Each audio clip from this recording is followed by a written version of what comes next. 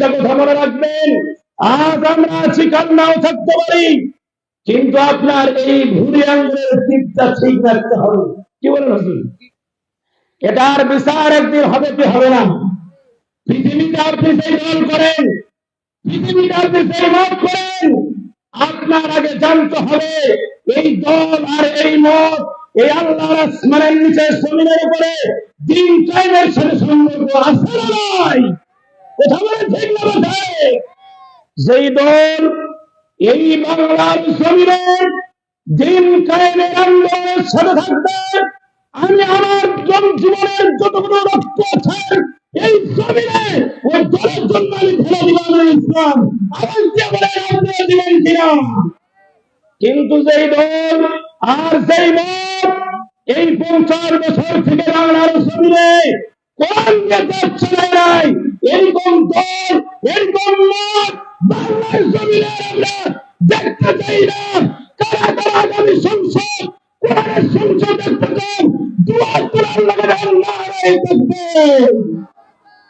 ভাইরা আমার, আমরা অনেক সময় বলে থাকি যে আমরা আল্লাহকে ডাকবো, অবশ্যই ডাকবো, কেউ ডাকবো না, কিন্তু ডাকার মতো ডাকতে হবে। আমরা আজকে ডাকতেছি, মসজিদে যখন নামাজ হয়ে যায় এই মসজিদ গুলোতে ইমাম সাহেবকে সামনে রেখে আমরা কি বলি? আল্লাহু আকবার বলে কি না?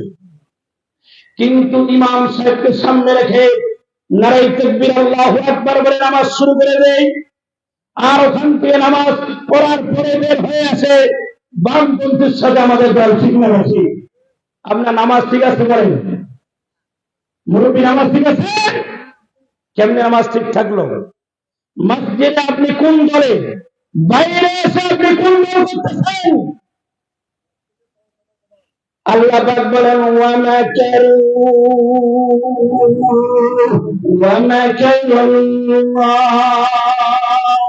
আল্লাহু খায়রুল মাকিরিন। আল্লাহু আকবার। ওরা যতই ষড়যন্ত্র করুক না কেন রে বাবা, ওরা যতই 40 সাল পর্যন্ত থাকার চেষ্টা করুক না কেন, আল্লাহ পাক বলতেছে ওরা তো পারবে না। আমি আল্লাহর কাছে তাদের প্রত্যেকটা ষড়যন্ত্র আমি আল্লাহর কাছে একটা মাদ্রাসা জানের মতো।